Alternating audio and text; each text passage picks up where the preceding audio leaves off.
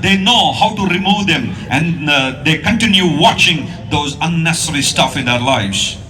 చాలా మంది యవనస్తులు ఎందుకు డిప్రెషన్, ఎందుకు యాంగ్జైటీ, యవన కాలంలోనే తమ జీవితం అంతా కూడా అయిపోయినట్టుగా ఫీలింగ్ లోకి వచ్చి ఇంక నా జీవితం ముగిస్తానండి, ఇక నేను బ్రతకడానికి ఒక కారణం కూడా లేదని యావగింపు చాలా మందిలో ఎందుకు వస్తుందో తెలుసా?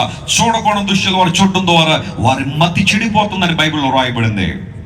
టెక్నాలజీ, సోషల్ మీడియా కొన్నిసార్లు మన జీవితంలో ఒక ఐడల్గా ఉన్నాయేమో పరిశీలన చేద్దాం.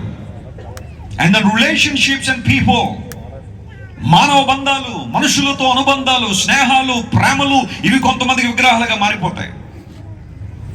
తమ హృదయాల్లో కొంతమందిని పెట్టుకుని ఆరాధన చేస్తూ ఉంటారు. They always think about them. ఈ టైంలో ఏం చేస్తున్నాడో, లేదా ఈ టైంలో ఏం చేస్తుందో, ఎక్కడికి వెళ్ళాడో, ఎక్కడికి వెళ్ళిందో, ఎవరితో మాట్లాడుతుందో, ఏం చేస్తున్నాడో అన్న ఆలోచన ఎవరినో ఒకరిని హృదయంలో పెట్టుకుని వారిని విగ్రహంగా చేసుకుంటా ఉంటారు.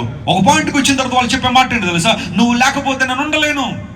ఈ రోజులో చాలా మంది యవన బిడ్డలు సూసైడ్ చేసుకుని చనిపోవడానికి కారణం ఏంటో తెలుసా? They trust somebody, when they betray them they are committing suicides. You know why?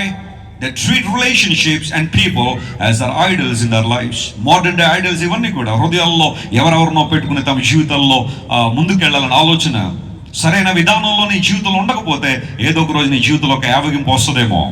Relation Bible చెప్పట్లో మంచి కుటుంబాన్ని కలిగి ఉండడం, ఒక మంచి స్నేహాన్ని కలిగి ఉండడం, లేదా ఒక మంచి బంధుత్వాన్ని కలిగి ఉండడం తప్పని బైబిల్ చెప్పట్లేదు. కానీ అది బియాండ్ అయినప్పుడు, లేదా సరిహద్దులు దాటినప్పుడు అవి నీకు ఖచ్చితంగా దుఃఖాన్ని, ఆ తర్వాత విచారాన్ని తీసుకొస్తాయి.